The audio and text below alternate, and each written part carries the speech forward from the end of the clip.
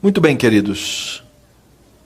Nós então já lemos partes da história, da narrativa, na qual Deus traz sobre a terra o dilúvio. E vimos que Deus, no meio dessa história, Ele lembra-se de Noé e lembra-se da sua aliança, conforme Ele mesmo faz com o seu servo. Na história do dilúvio, nós temos a sequência, a clara continuidade da história do livro de Gênesis, naquele quádruplo tema, que é a história da Escritura, da Bíblia como um todo. Criação, queda, redenção e, finalmente, a consumação. Em domingos passados, nós estudamos, então, a respeito dessa grande história da Bíblia.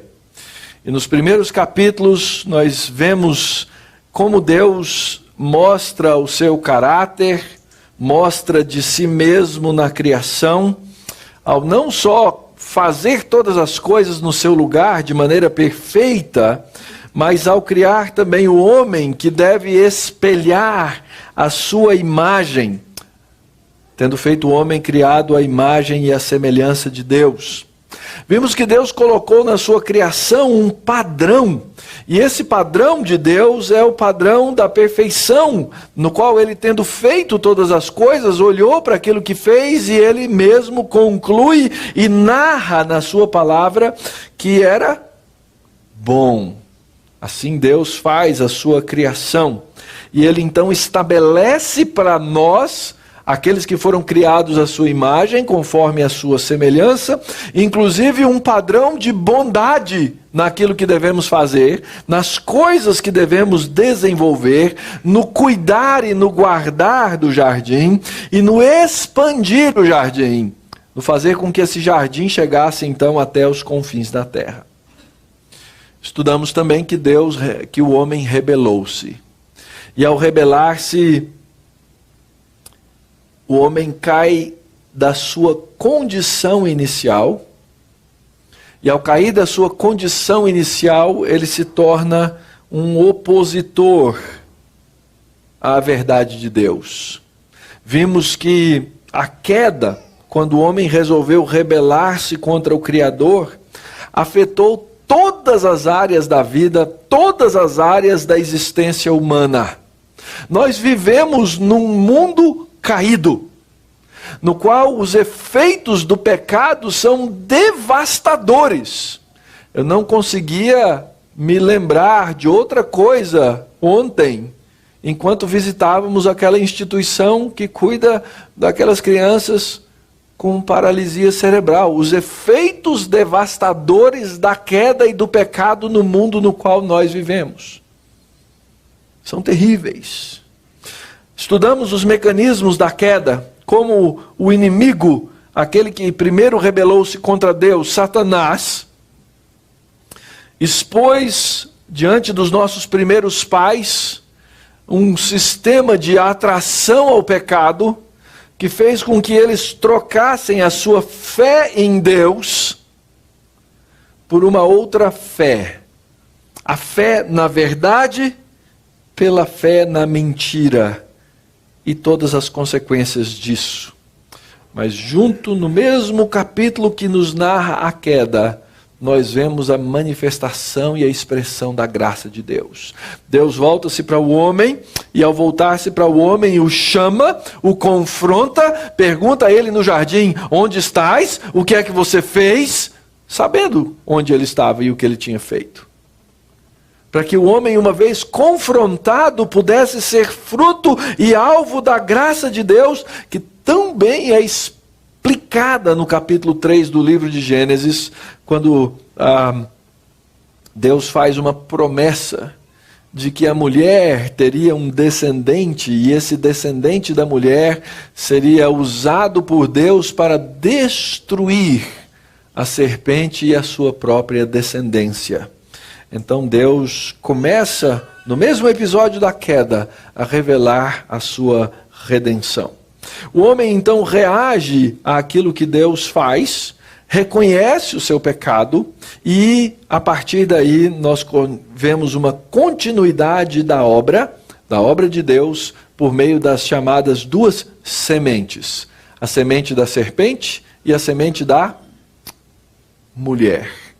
Como Deus vai continuar o seu projeto e o seu plano de redenção por meio das gerações que vão se seguir, nessas duas sementes, uma opondo-se à obra e ao desígnio de Deus, e a outra aprendendo a fazer a vontade de Deus. Na última exposição, então, nós lemos no começo do capítulo 6, que essas duas sementes se encontram. Elas se misturam. O mal se multiplica sobre a face da terra. O texto diz que Deus arrepende-se. Nós estudamos extensivamente essa ideia e esse conceito de Deus arrepender-se como uma linguagem figurada, na qual Deus resolve, Deus determina que ia exterminar a raça humana da face da terra. Mas nisso, de novo aparece a história da graça. E então o texto que terminamos no último domingo, ele declara exatamente isso. E Noé encontrou graça diante de Deus. E aqui fica a nossa primeira grande lição. Se não encontrarmos a graça, os homens que passam pela sua história, nesse mundo, nessa terra e nessa vida, e não encontram a graça, eles não têm salvação. Eles não viverão satisfeitos, porque eles não encontrarão o seu propósito nesse mundo. Deus nos criou para glorificar o nome dEle, e nós precisamos aprender a fazer isso durante a nossa existência. Antes de entrar então na história, eu queria orar mais uma vez. Pai bendito, nós te agradecemos pela tua santa palavra. E rogamos agora, ó Deus, que encha nosso coração de grande temor diante do Senhor, para que nós possamos manifestar a tua verdade, para que nós possamos, ó Deus, crer na tua verdade, para que nós possamos, ó Deus, nos dobrar perante a tua verdade e ser libertos por ela, porque só a verdade encontrada no teu Filho Jesus pode nos libertar. Guarda-nos dessa maneira, que as palavras dos meus lábios e o meditar do meu coração sejam agradáveis na tua presença, Senhor meu, rocha minha, Redentor meu. Amém. Certamente, queridos, estudar uma narrativa e tentar fazer isso que eu vou fazer hoje com vocês, tentar entender a narrativa toda de uma vez só, como vamos fazer hoje pela manhã, é um grande desafio. Nós temos várias tendências ao fazer a nossa leitura da Bíblia, que são tendências que podem nos levar ao erro. A mais comum, a mais normal, por assim dizer, é tentar ler uma história da Bíblia como se ela tivesse sido escrita na nossa geração. Os povos, eles desenvolvem suas línguas, suas maneiras de comunicar, e eles desenvolvem a sua maneira de expressar a sua arte por meio da literatura. Então, uma obra do livro de Gênesis, que é uma obra e um relato histórico, não é para ser lida por nós da mesma maneira como nós lemos um relato histórico escrito no nosso século ou no século passado. as pessoas não concebiam as histórias da mesma maneira que nós concebemos. Nós temos maneiras variadas de contar histórias, esse é o meu ponto. E nós encontramos na narrativa bíblica algumas coisas interessantes. Então, eu vou tentar no começo agora mostrar para vocês o que é que está por trás da história, que nós chamamos de narrativa, da estrutura da narrativa, para a gente entender a história como um todo. Por exemplo, os capítulos 6, versículo 9, até o final, versos 18 e 19 da história de Noé, eles têm essa estrutura. Se vocês observarem, não é, essa sequência de A, B, C, D, E a volta, não é, as correspondências, você vai perceber que a estrutura da narrativa é uma estrutura que nós chamamos de quiástica. O que é um quiasmo? Um quiasmo vem de uma letra grega, o qui, que seria parecido com o nosso X. Então a história ela forma um X. Se você pegar aqui não é, e traçar as duas partes, você vai ver que a história ela tem uma forma que a gente considera quase que gráfica. E ela tem um alvo, ela tem um objetivo, aquilo que encontra-se exatamente no centro da história. Deus lembrou-se de Noé. A partir do momento em que Deus lembra-se de Noé, a história começa a caminhar para uma solução. Então, quando você vai escrever uma história ou narrar uma história, você precisa colocar o desenvolvimento dessa história de uma maneira que ela atraia os ouvidos, atraia os olhos do leitor, e ele então perceba o que é o centro, qual é o ápice, qual é o momento mais tremendo da história. Quando a gente escreve uma história hoje, a nossa história ela tende a ser linear e atingir um ápice no final. Aqui nas narrativas bíblicas, várias delas têm essa estrutura. Quando chega no meio, você encontra o problema que estava sendo relatado na narrativa como um ponto de tensão ser resolvido por um personagem da história, de maneira que aquela história termine positivamente. É óbvio que o principal personagem daquilo que a gente chama de história de Noé é Deus, e não Noé. Essa é a primeira coisa. Então, se você for ler a história de Noé, pensando em avaliar Noé, pura e simplesmente, você vai ter uma decepção. Porque esse indivíduo que é apresentado no primeiro momento como homem íntegro, reto e justo, lá no final da história, o que acontece com ele? Ele pisa na bola, ele peca, de maneira feia, nós diríamos.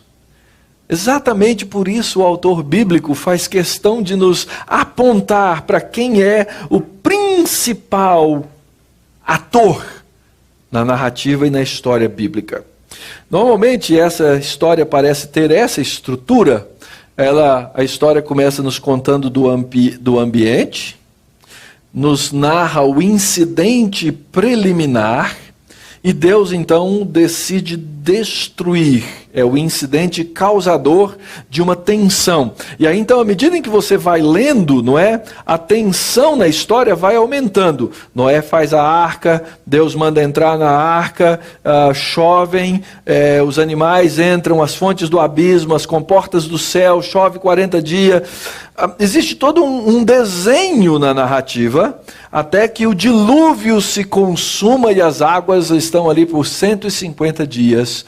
E então Deus lembra-se de Noé.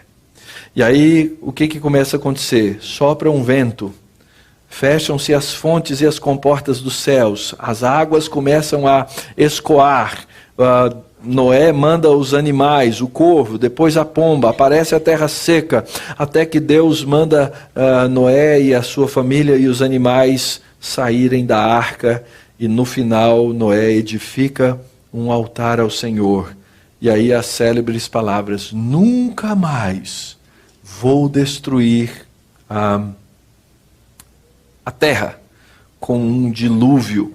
E Deus então estabelece a sua aliança, ou confirma a sua aliança, faz uma promessa, coloca um sinal daquilo que haveria de ser. Essa narrativa ela é ainda mais complexa do que nós podemos imaginar. Na verdade, os pontos de ligação entre o começo e o fim da narrativa são muito precisos. Você vai conseguir, se observar essa sequência que está sendo aí projetada, que cada história ou cada momento da história, ela tem uma correspondência entre esse centro, quando Deus lembrou-se de Noé e as coisas todas acontecem para chegar numa conclusão. Então isso é o que está na história. Eis a história de Noé. A Escritura diz que Noé era um homem justo e íntegro entre os seus contemporâneos e que Noé finalmente era um homem que andava com Deus. Ora, o que significa um homem justo e íntegro entre os seus contemporâneos? Será que ele era um cara mais legal, um cara menos ruim, um cara que não pecava de jeito nenhum? E a gente sabe pela nossa teologia bíblica como um todo que isso não é fato, isso não é verdade. Nós sabemos que a justiça e a integridade que encontram-se nesse personagem da história, elas são só possíveis por causa daquele final da narrativa anterior, quando o texto nos diz que Noé encontrou, capítulo 6, versículo 8, Noé achou graça diante do Senhor. Noé é fruto da graça. Essa é a primeira parte que nós temos que entender. Não é possível viver nesse mundo diante de Deus sem que sejamos obra da graça de Deus. Primeira coisa. Segunda coisa, o texto diz que Noé andava com Deus. E nós já vimos essa ideia dessa metanarrativa bíblica, né? Dessa narrativa que está na Bíblia toda, que é a narrativa de andar com Deus. Onde é que essa ideia aparece a primeira vez? A primeira vez aparece no capítulo 3 de Gênesis, quando Deus vem ao jardim para encontrar-se com o homem, para andar com ele. E naquela ocasião, naquele momento, o homem não aparece.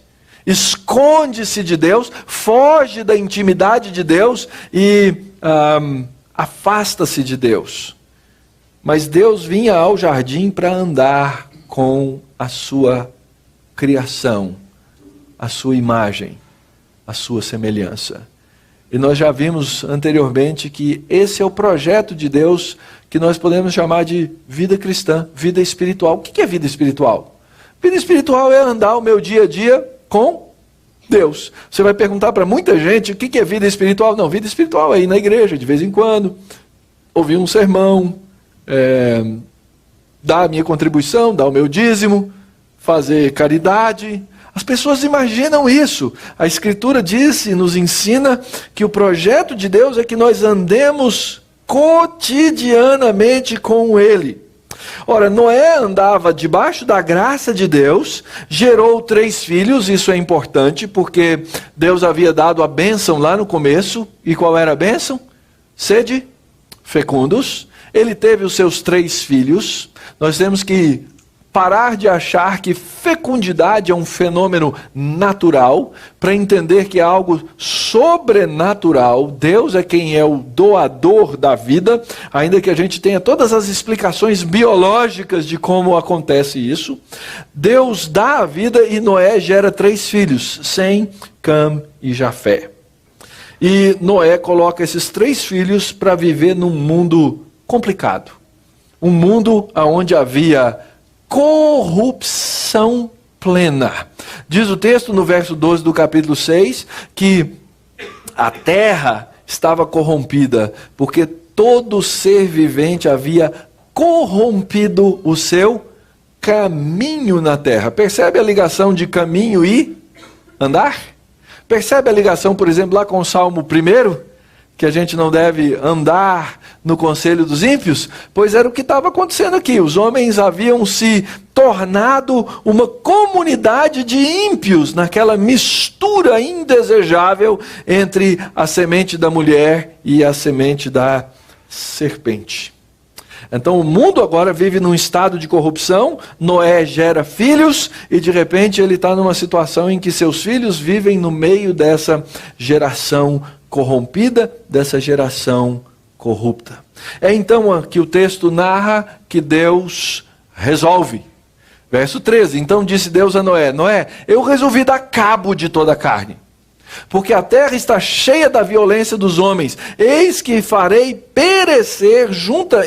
farei perecer juntamente com a terra. Deus então resolve exterminar essa maldade, exterminando o homem. Porém, essa expressãozinha é muito preciosa, irmãos. Verso 18, o texto diz, contigo, porém, estabelecerei a minha aliança. Contigo, porém, estabelecerei a minha aliança. Essa aliança de Deus, ela vai se desenvolver. Está aí no verso como ela vai acontecer. Entrarás na arca, tu e teus filhos, tua mulher e as mulheres de teus filhos, e de tudo que vive, de toda a carne, 2 de cada espécie, macho e fêmea, farás entrar na arca para os conservares vivos contigo. Essa é a primeira vez, irmãos, que a palavra aliança aparece na Bíblia. Primeiríssima vez. Palavra inédita na narrativa bíblica. Vai aparecer no Antigo Testamento quase 300 vezes, em diferentes circunstâncias e situações. Quando a palavra aparece a primeira vez na Bíblia, eu tenho que fazer a pergunta, o que ela significa, para entender como trabalhar com ela e entender todas as suas implicações. O que é uma aliança? Nós, na nossa cultura contemporânea, ainda, em alguns casos, usamos uma aliança. Aqueles que são casados, aqueles que são noivos, para falar de um compromisso ou para falar de um pacto que foi feito, por enquanto, a gente ainda pode até dizer, a maioria, entre um homem e uma mulher. Entre um homem e uma mulher.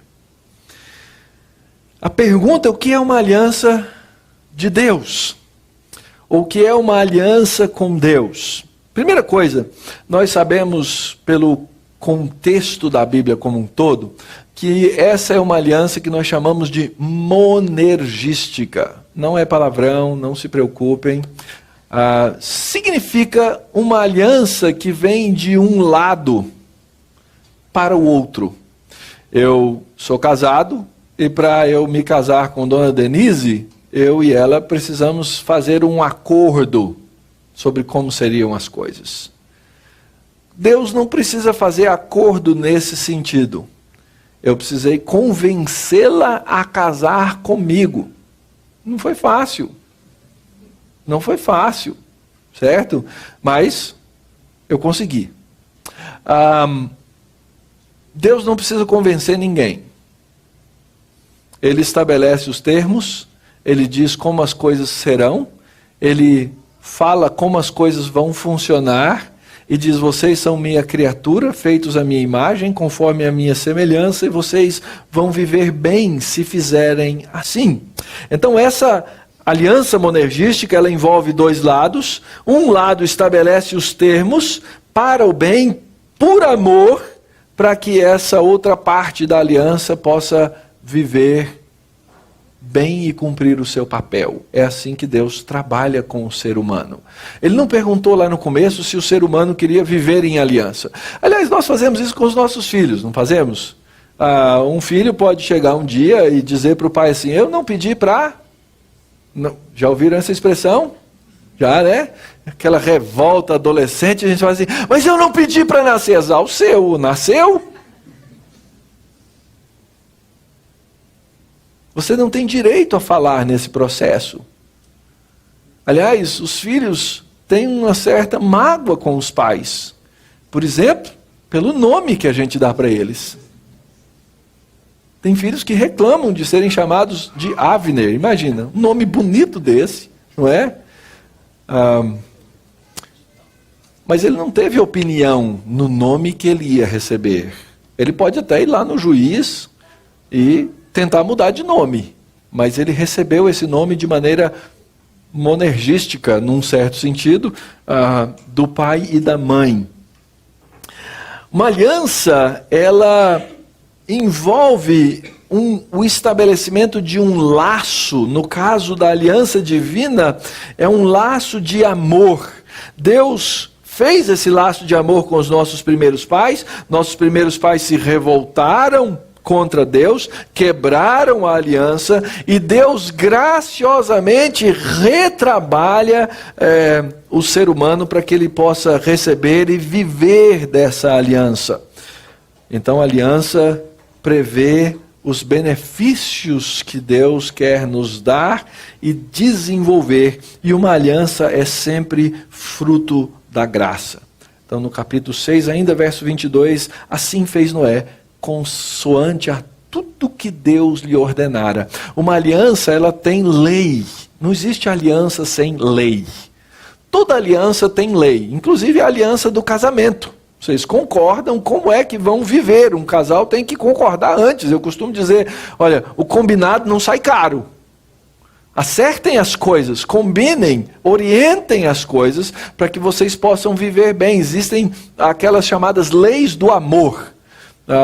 Eu e Denise somos casados há 25 anos. E se a gente fosse escrever todas as leis do nosso casamento, eu posso usar aquela hipérbole de João, não é? Não caberia, né, em todos os livros. Todas as coisas que ela manda eu fazer, não é? São chamadas leis do amor. Ok? É assim que funciona. Elas, na verdade, não estão escritas. Eu costumo dar o exemplo de que ela nunca determinou o horário que eu tenho que chegar em casa. Mas ai de mim se eu chegar na hora errada. Não é assim? Nós sabemos. São as leis do amor, são as coisas que nós entendemos ao longo da vida e da história que mantêm o nosso compromisso de amar um ao outro. Ora, Deus estabelece para nós as maneiras como nós vamos mostrar que nós o amamos, apreciando, gostando, abraçando a lei dele. A lei para o cristão, ela é motivo de amor, porque ele me deu essa lei para que eu viva bem. Fruto do quê? Da graça. Sempre que a minha obediência à lei de Deus não for fruto da graça, ela torna-se o quê? Legalismo. E o legalismo, ele é consumidor, ele é cheio de morte.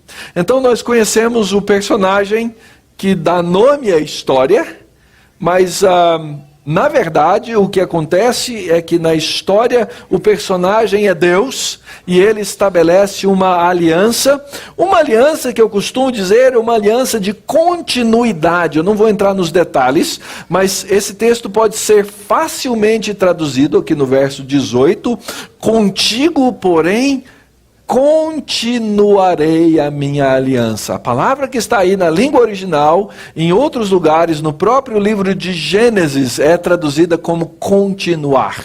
Então, se você entende que já havia uma aliança, e que essa aliança agora, ela é mais uma vez trabalhada, ela é uma aliança não nova, feita com Noé, mas uma aliança de continuidade com esse que é aquele que Deus escolheu para recomeçar a história da raça humana. Então vamos ver como é que funciona a história per si, a tensão da história. Ora, a tensão da história, ela vai acontecer no grande feito de Deus, que nós chamamos de dilúvio. O dilúvio, existem estudiosos e estudiosos que trabalham tentando detectar como é que ele foi, como é que ele funcionou, que tanto de água tinha, que tanto de água não tinha. Esse não é o nosso propósito no sermão. Depois nas perguntas e respostas eu sei que vocês vão me sacrificar, não é? Mas aqui o nosso propósito é entender que há um processo de salvação. Veja aí, Noé e seus filhos e os animais entram na arca. No ano 600 da vida de Noé, no dia 17 do segundo mês, tem dia, data, horário, romperam-se as fontes do grande abismo e as comportas do céu se abriram e caiu uma chuva que nunca antes tinha caído, e nesse mesmo dia eles entraram, Noé, seus filhos Sem, Cam e Jafé, sua mulher e as mulheres dos seus filhos. E o texto diz assim: e o Senhor Jeová fechou a porta após ele. Esse é um detalhe importante da narrativa. O personagem principal da história é que fecha a porta. Deus diz: constrói a arca. Eu não tenho a menor dúvida de que a construção da arca per se foi cheia de coisa sobrenatural. Construir aquele barco daquele tamanho, os estudiosos dizem 130 metros, outros dizem um pouco mais de comprimento, não é? 17 metros de altura, um caixão imenso de madeira, naquele tempo, naquela época, naquelas condições, certamente foi uma coisa difícil de ser feito. Mas o ponto do narrador é que Deus, tendo instruído que a arca fosse feita, 3 andares, com quartos e etc., é que no final da história, quando eles entrassem, Deus fecharia a porta. Esse é um ponto importante. É Deus o preservador. Aliás, a preservação de Deus, ela vem de várias maneiras. Ela vem primeiro numa ordem inusitada, de mandar construir uma arca num lugar que aparentemente não tinha inundações. Imagina as pressões de Noé, homem reto, justo e íntegro, que andava com Deus, e as piadinhas que saíam nas mídias sociais da época. Noé, louco, está fazendo um mega empreendimento no meio do nada e para nada. Imagina o homem justo, reto e íntegro, e cheio de fé que era Noé, sofrendo as pressões de uma geração que havia se corrompido completamente. Quando Noé entra, a providência de Deus age. Interessante, às vezes nós queremos ver a providência de Deus, mas nós queremos ver a providência de Deus na nossa desobediência. Essa é a nossa tolice. Deus, eu quero ver a tua providência, mas eu quero ver na desobediência. Observem que existe uma sequência clara no texto. Noé fez, Noé obedeceu e a providência agiu. Nós podemos aplicar esse conceito, por exemplo, para a oração. Nós queremos aprender a orar as nossas orações de ação de graças, quando nós não queremos aprender a fazer as nossas orações de verdadeira petição diante de Deus. Quando nós não queremos andar corriqueiramente todos os dias com Deus, e de repente, lá no meio de uma hora, de uma necessidade, a gente lembra de Deus e fala com Deus: Deus, é o seguinte, estou sofrendo aqui uma pressãozinha, um probleminha, será que agora não dá para o Senhor lembrar-se de mim? Isso não é plano espiritual, isso não é vida espiritual. Vida espiritual é um caminhar em obediência diante de Deus. Inclusive fazendo coisas que parecem aos olhos dos homens loucas. Como construir uma arca em obediência à voz de Deus, voz que os outros não tinham escutado, não tinham ouvido. Eles entram na arca e a providência de Deus age. O Senhor fechou a porta. A maldição se cumpre, as águas sobem.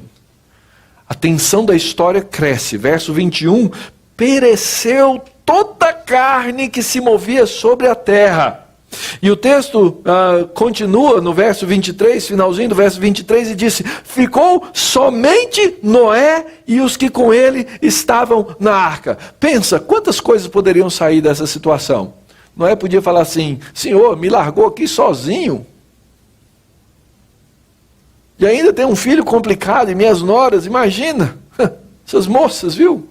Parece que não tiveram educação em casa. E provavelmente não, porque se todos haviam se corrompido, a educação delas também não devia ter sido uma educação muito boa.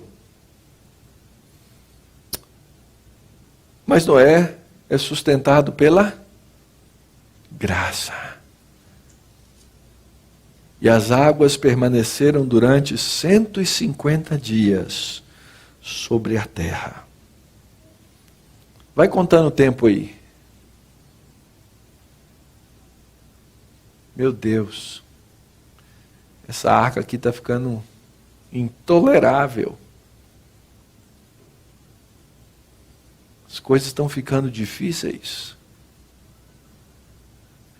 Prováveis paciências esgotadas. O texto não fala disso, mas a gente até imagina alguma coisa ou outra.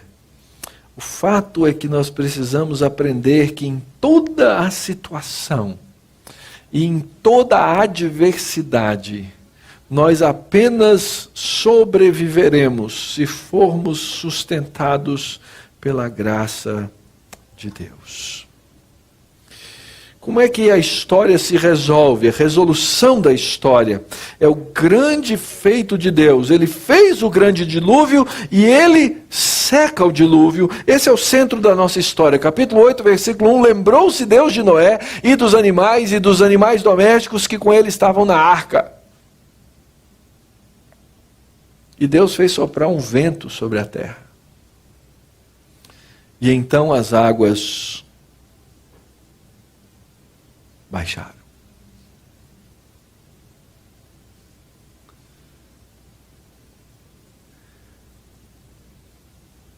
Será que Deus lembra de você, querido?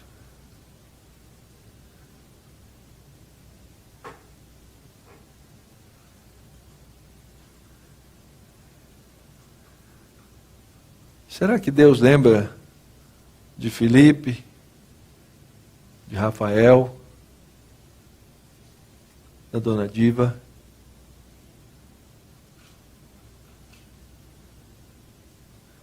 Será que ele sabe quem é o Ângelo? O Cláudio? Será que Deus é assim? E é isso que a história nos lembra. Que o nosso Deus é um Deus que olha, que nosso Deus é um Deus que lembra. E que no meio das dificuldades é um Deus que nos acolhe pela graça. Aliás, essa história de Deus lembrar-se, ela vai repetir-se na Escritura várias vezes. Às vezes parece que Deus esqueceu-se. Aliás, o povo entrou lá para o Egito, é a sequência da história do Gênesis, e eles passaram lá 400 e tantos anos, ou quase 400 anos, até que a Escritura diz que o Deus o quê? Deus lembrou-se. Esse é o Deus que continua a fazer isso. E ele lembra-se do quê? Ora, ele lembra-se do seu pacto, ele lembra-se da sua aliança, ele lembra-se das suas promessas, ele lembra-se do seu próprio povo. Por quê? Porque Deus tem um propósito na sua história, que é exatamente fazer continuar a sua aliança. Porque ele estabeleceu para si um povo que ele cuida, um povo que ele preserva.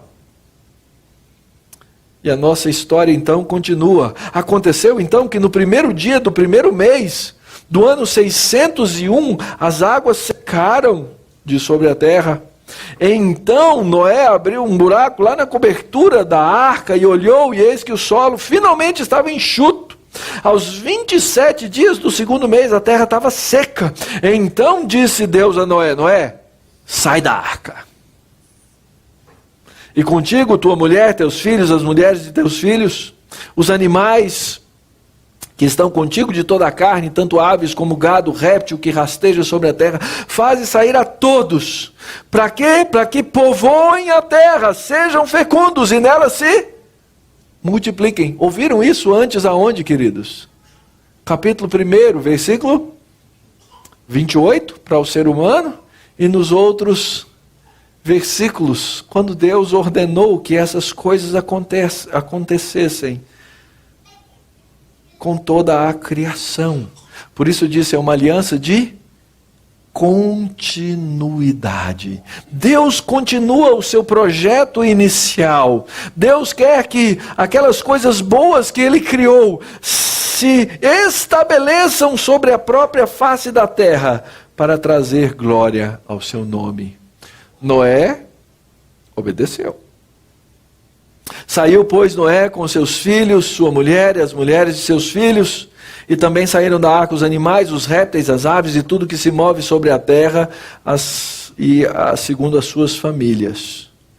E aí então, Noé, em obediência, cultua a Deus. Levantou Noé um altar a Jeová, e tomando de animais limpos e aves limpas, ofereceu holocaustos sobre o altar. Deus havia mandado entrar um casal de cada animal, mas dos chamados animais limpos ele mandou que entrassem 7. Para que o holocausto, que é a oferta inteiramente queimada, pudesse subir. E Jeová aspirou o suave cheiro e disse consigo mesmo: não tornarei a amaldiçoar a terra por causa do homem. Porque é mau o desígnio íntimo do homem desde a sua mocidade. Nem tornarei a ferir todos vivente como fiz. Enquanto durar a terra, não deixará de haver sementeira e ceifa, frio, calor, verão, inverno, dia e noite. E nós vivemos assim até hoje. Num mundo que apresenta instabilidades, é verdade. Estamos enfrentando uma seca terrível e chuvas copiosas no sul. Mas a gente pode olhar e ver que as coisas continuam a funcionar. Quando a gente lê uma história bíblica, queridos, o grande ponto é entender quem é que está por trás da história. E entender para que Deus realizou essa história. E aqui então nós vamos ver a essência da aliança de Deus. Eu vou ter que fazer mais um sermão nessa perícope, né? nesse texto, que vai ser no capítulo 9. Mas hoje eu queria chegar aqui nos pontos fundamentais que concluem a nossa história. Disse também Deus a Noé e seus filhos: eis que eu confirmo a minha aliança convosco e com a vossa descendência e com os seres viventes que estão convosco. Todas as aves, os animais domésticos e os animais selváticos que saíram da arca, como todos os animais da terra. Eu confirmo a minha aliança convosco, não será mais destruída toda a carne por águas de dilúvio, nem mais haverá dilúvio para destruir a terra. E disse Deus: este é o sinal da minha aliança que faço entre mim e vós, e entre todos os seres viventes que estão convosco, para perpétuas gerações. Porém nas nuvens, o meu arco será por sinal da aliança entre mim e a terra. Sucederá que quando eu trouxer nuvens sobre a terra, e nelas aparecer o arco, então eu me lembrarei da minha aliança, firmada entre mim e vós e todos os seres viventes de toda a carne. E as águas não mais se tornarão em dilúvio para destruir toda a carne. O arco estará nas nuvens, vê-lo-ei e me lembrarei da aliança eterna entre Deus e todos os seres viventes de toda a carne que há sobre a terra. E disse Deus a Noé: este é o sinal da aliança estabelecida entre mim e toda a carne sobre a terra. O que te chama a atenção quando esses textos são lidos? Quais são os pontos? Eu dei a cola, está em negrito. Deus lembra. Deus lembra porque Ele sabe dessa aliança que Ele confirma com o seu povo. Ele coloca um sinal. E a gente imagina, puxa vida, toda vez que eu olhar para o arco, todas as vezes que eu olhar para cima, e todas as vezes que ele aparecer, eu vou me lembrar da aliança. Deus diz: não, quem lembra sou eu. Eu não esqueço da minha aliança. Porque ele sabe que o Mauro esquece.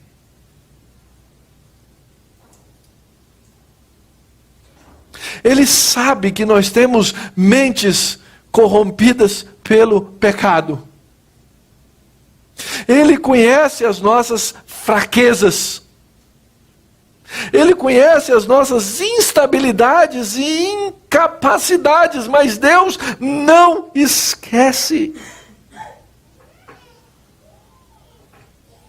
Ele coloca um sinal e ele diz: eu vou ser o Deus de vocês e vocês vão ser o meu povo. E você, querido? Você foi chamado para ser povo de Deus. E ser povo de Deus não é algo inconsequente. Ser povo de Deus significa fazer parte da história de Deus. Significa que você está aqui e você tem um propósito diante de Deus. A grande pergunta é como é que você vai realizar esse propósito. Eu tive uma longa conversa essa semana,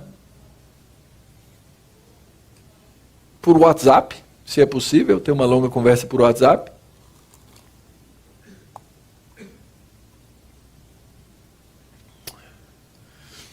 Em que a pessoa, ainda nova, me dizia assim: eu quero amar a Cristo, eu quero viver ao lado de Cristo, eu quero servir ao Senhor, mas eu acho que eu não sou nada. Eu não vejo propósito. Eu vejo o senhor, pastor, o senhor faz isso, faz aquele outro, mas eu não sei, eu não faço nada. E a minha resposta foi: primeiro, fica frio, você ainda é novo. Deus começou a fazer essas coisas com Noé, ele tinha 600 anos. Fica tranquilo. Você tem 20. Eu tenho 50. As minhas lutas são as mesmas suas. Você que é novo e que tem vontade, sede, anseio por Deus, não se iluda. Os mais velhos que estão aqui têm as mesmas lutas que você tem. Provavelmente com os mesmos pecados que você luta.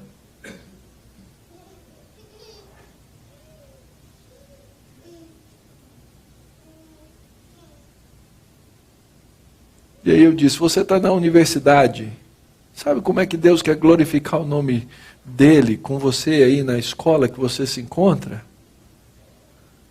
Seja um bom estudante. Dê um bom testemunho. Seja um bom pai. Seja uma boa mãe. Seja um bom vendedor. Seja um bom advogado. Seja um bom funcionário. Seja um bom patrão. Deus não quer que você chame, a não ser que venha uma mensagem muito exclusiva e específica para você. Deus não quer que você construa uma arca, nem que você encha a arca de bichos, mas Ele quer que você viva uma vida regular diante dEle, no meio de uma geração corrompida, na qual você vai fazer as coisas que Noé fez. Não construir a arca, mas viver em obediência, debaixo da graça, fazendo as coisas que Ele te chamou para fazer. E quando você achar que está sozinho no mundo,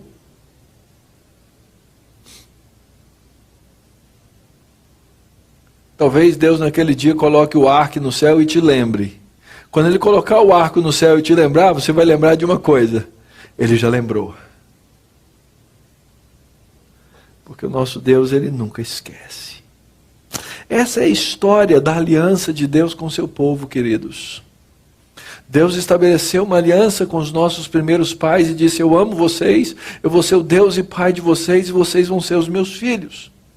Nós conhecemos na história bíblica que o homem quebrou essa aliança, usou seu arbítrio, usou sua vontade, não exercitou a fé no Deus amoroso, trocou a fidelidade em Deus pela palavra de Satanás.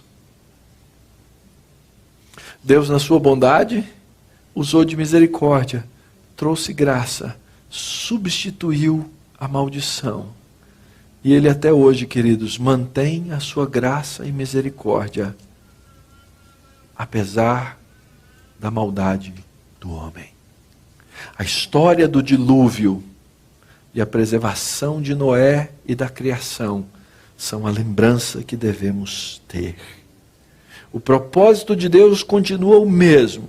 Ele diz: eu vou ser o Deus de vocês, e vocês vão ser o meu povo, e as suas gerações vão me glorificar. Eu olho para a história da redenção, 2000 anos depois da vinda de Cristo, e eu olho para vocês aqui e eu falo assim: não é que Deus estava certo? Não é que a história continua? Não é que Deus salvou pessoas? Não é que Deus arrancou pecadores no meio da morte e trouxe para a vida? Não é que Ele é bondoso? Não é que aquela história da arca funcionou mesmo e Ele nos preservou? Não é que aquilo apontava e simbolizava Cristo para que eu pudesse ser salvo?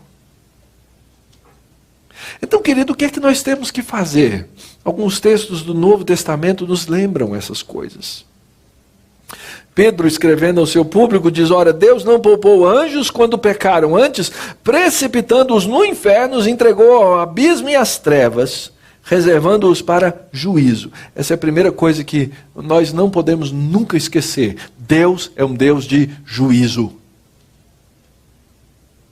Deus é um Deus de juízo. Ele é justo juiz. E o texto continua: e não poupou o mundo antigo, mas preservou a Noé, pregador da justiça, e mais 7 pessoas, quando fez vir o dilúvio sobre o mundo de ímpios. Deus é um Deus que preserva. Se você está aqui hoje, nessa manhã, é porque de alguma maneira Deus te preservou. De alguma maneira Deus te cuidou. De alguma maneira Deus lembrou-se para que você pudesse ser salvo. Então a exortação é essa que continua em 2 Pedro 3. Porque deliberadamente esquecem que de longo tempo houve céus bem como terra, a qual surgiu da água e através da água pela palavra de Deus, pela qual veio a perecer o mundo daquele tempo, afogado em água. E só tem um jeito de você escapar daquela mesma morte do dilúvio. Deus falou que não vai ter mais dilúvio, mas Deus não disse que não vai mais haver o quê? Juízo. Vai haver juízo. Só tem uma maneira, só tem um caminho de escapar desse juízo. O mesmo caminho de Noé. Hebreus capítulo 11. Pela fé, Noé, divinamente instruído acerca dos acontecimentos que ainda não se viam, e sendo temente a Deus, aparelhou uma arca para a salvação de sua casa. A mesma arca para a salvação da sua casa condenou o mundo, mas ele se tornou herdeiro da justiça que vem da fé. Que negócio fantástico! Que ainda que Deus não repita o dilúvio, Ele continua a nos salvar pelo mesmo instrumento da fé, na pessoa do seu Filho Jesus Cristo. Cristo é a nossa arca. Cristo é o nosso barco. Não foi à toa que nos evangelhos vários episódios aconteceram e são narrados de Jesus no barco, fazendo tudo o que era necessário para manter a vida daqueles que são os seus. Assim é o Evangelho. O que você tem que fazer? Andar com Deus. Quando vier o dilúvio, quando vier a provação,